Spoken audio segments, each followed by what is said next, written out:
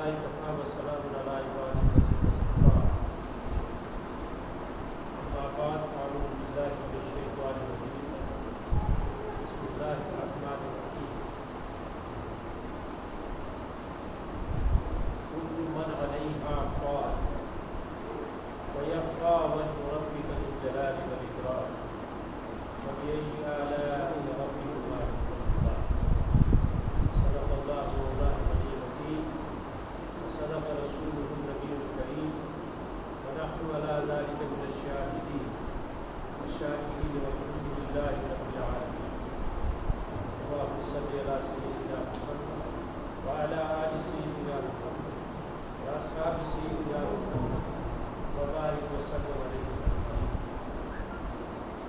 صدر محفل حضرت مولانا فتح محمد صاحب، حضرت مولانا امام محی صاحب، حافظ اسلم صاحب، سامنے بیٹھے ہوئے طلباء عزیز اور علماء کرام، السلام علیکم ورحمۃ اللہ وبرکاتہ۔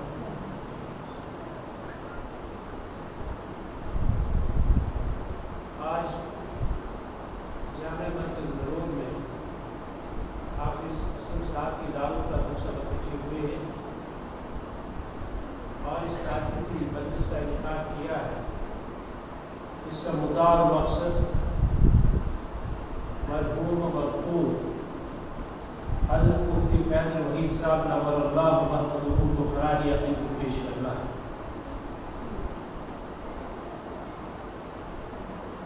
مفتی فیض الوحید صاحب کی شخصیت وہ اپنے آپ میں ایک تاریخ ساز شخصیت تھی، وہ ایک عہد ساز شخصیت تھی۔ یہ ہماری بدقسمتی 55 سال کی عمر میں وہ اپنے مالک و خالق سے جاتی ہے، مگر اس 55 سال کے عرصے میں اللہ تبارک و تعالیٰ نے مجھ سے وہ کام لیا جو کام 55 دہائیوں میں زندہ رہنے والے لوگ بھی نہیں کر سکتے۔ میں نے ان کی وفات پر ایک تعزیت نامہ لکھا تھا اور میں نے ظاہر کیا تھا کہ اس 55 سال کے عرصے میں کچھ وقت تو لندن میں گزرا ہوگا اور پھر کچھ دلی میں گزرا ہوگا۔ جو عملی میدان ہے ان کا وہ تقریباً 20-21 سال کا ہے۔ 99-90 میں وہ جموں میں تشریف لائے اور حضرت مولانا محمد شریف قاسمی صاحب نے جو مدرسہ اشرف العلوم محلہ جراکہ میں قائم کیا تھا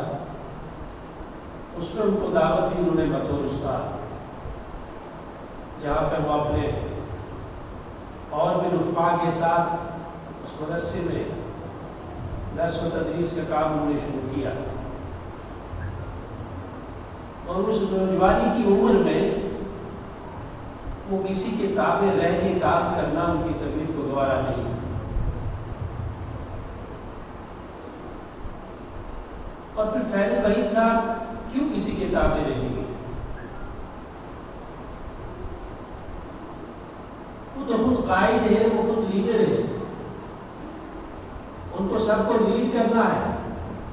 جس کے اندر اللہ تبارک و تعالیٰ نے یہ صلاحیتیں پیدا کی ہوں وہ دوسروں کی قیادت کو قبول نہیں کر سکتا۔ کچھ عرصے کے بعد وہاں کی جو کمیٹی تھی اس کے ساتھ کچھ اختلاف ہوئے اور وہاں سے حضرت بٹھنڈی کی طرف اپنے رفقا کے ساتھ چلے گئے اور وہاں پہ مدرسہ معارف العلوم کا منصوبہ بنایا،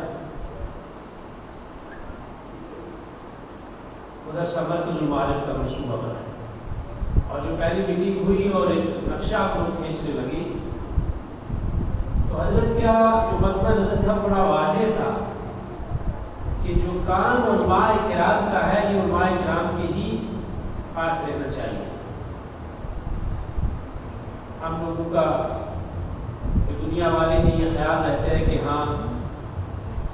علماء کے ساتھ مل کے علماء کچھ ہماری مانے کچھ ہم ان کی مانے تو مل جل کے کام چلائیں۔ مفتی صاحب کو یہ جو انداز فکر پسند نہیں تھا، اس لیے کہ کہیں نہ کہیں ان کی عالمانہ نظر اور ان کی بصیرت و بصارت میں یہ چیز آ رہی تھی کہ کہیں نہ کہیں ان کے مقاصد کے ساتھ ہم لوگ شاید کا انصاف نہ کر پائے اور وہ اپنے اس فیصلے میں حق بجا۔ انہوں نے اپنا سفر اپنی منزل خود متعین کی اور مرکز المعارف بٹھنڈی کا آغاز ہوا۔ میرے محترم دوستوں بزرگوں، تھوڑے سے عرصے میں مرکز المعارف نے جو علمی خدمات دی وہ آپ حضرات کے سامنے، اور پھر مفتی صاحب کے شروع کی 1990 کی دہائی میں جب انہوں نے وہاں پہ کام شروع کیا، اس کے بعد ہی ان کو کچھ وقت جیل میں گزارنا پڑا۔ پیغمبرانہ سنت حضرت یوسف علیہ السلام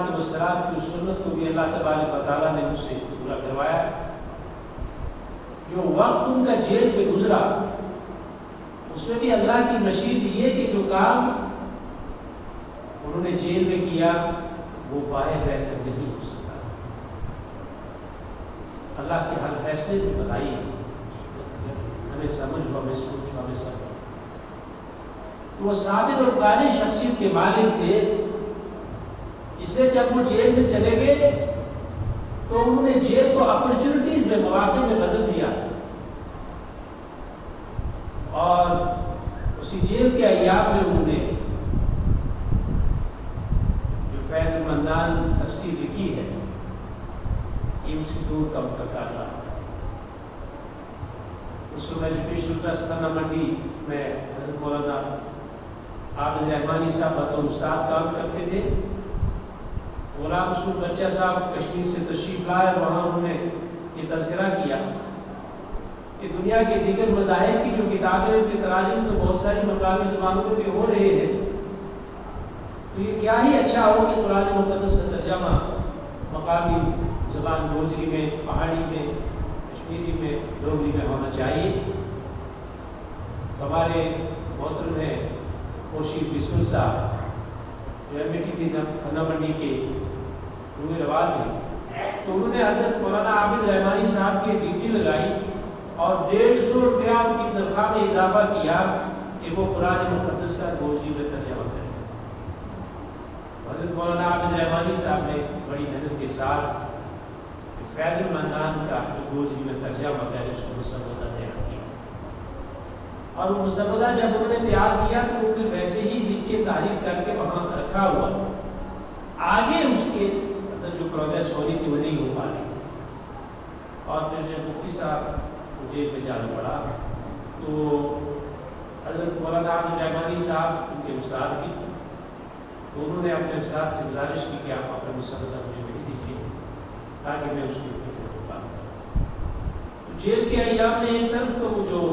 جیل انمیٹس تھے، جیل کے اندر جو لوگ تھے ان کو تعلیم بھی دیتے تھے، اور دوسرا جو وقت ان کا فارغ اس سے ہوتا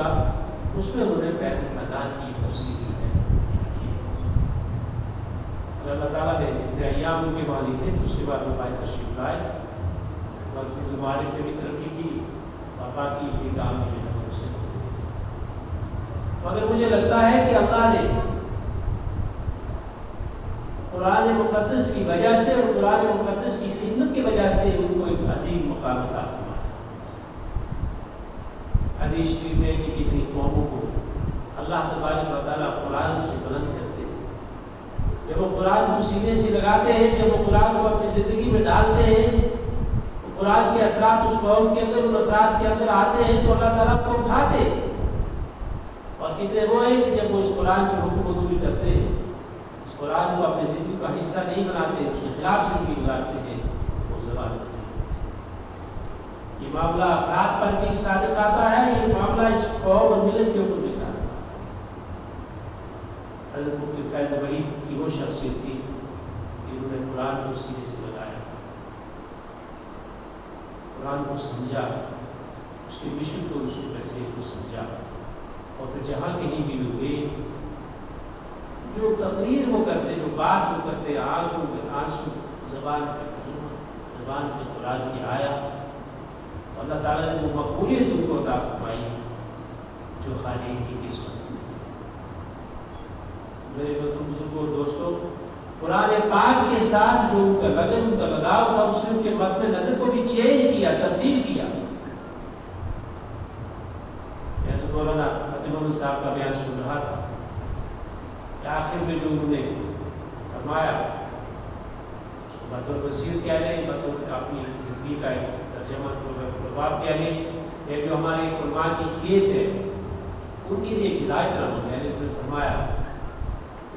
کہ ہمیں مسالک اور یہ گروہ بندیوں کی حق بندیوں سے اوپر اٹھ کے کام کرنے کی ضرورت ہے، اس لیے کہ قرآن ساری انسانیت کو مخاطب کرتا ہے، اور صاحب قرآن کا پیغام بھی ساری انسانیت کے لیے۔ جب ہم گروہ بندی کے اندر بنتے ہیں تو ہمارا مخاطب ایک گروہ ہے، ہمارا مخاطب دوسرا گروہ نہیں، ہمارے مخاطب انسانیت نہیں۔ اللہ تبارک و تعالیٰ نے نبی آخر الزمان صلی اللہ علیہ وسلم کو اور آپ کے اوپر نازل اسلام مقدس کو ساری انسانیت کے لیے فرمایا، ساری انسانیت کے لیے فرمایا۔ اس بات کو انہوں نے اپنی گھٹی میں باندھ کے رکھا تھا، اور جہاں پہ بھی جاتے ان کے بیانات سنیے، کتاب سنیے، اور اس میں آپ کی چیز ملی۔ اللہ تبارک و تعالیٰ سے دعا کرے کہ جو شمع انہوں نے جلائی ہے مدارس کی لائن سے ہو، دعوت و تبلیغ کی لائن سے ہو، اس نئی سوچ اور نئی فکر کی لائن سے ہو، ان کے بعد وہ شمع چلتی رہے۔ جو کارواں انہوں نے تیار کیا ہے اپنے طلباء کے ذریعے سے، اپنے ساتھیوں کے ذریعے سے، یہ کارواں چلتا رہے، یہ کارواں چلتا رہے، اور ایک نئی تبدیلی آتی رہے، قرآن کا پیغام ساری انسانی تک پہنچتا رہے، اس کا رسول صلی اللہ علیہ وسلم ساری انسانی تک پہنچتا رہے۔ میں حضرت مفتی فیض الحمید صاحب کو شاندار الفاظ میں خراج عقیدت پیش کرتا ہوں، اللہ تعالیٰ سے دعا کرتا ہوں کہ اللہ تعالیٰ ان کی جو کارنامے نمایاں ہیں ان کو قبول کرتے ہوئے ان کی بخشش و مغفرت کے فیصلے فرمائیں، اور ان کا اعلیٰ درجات نصیب فرمائیں۔ آمین۔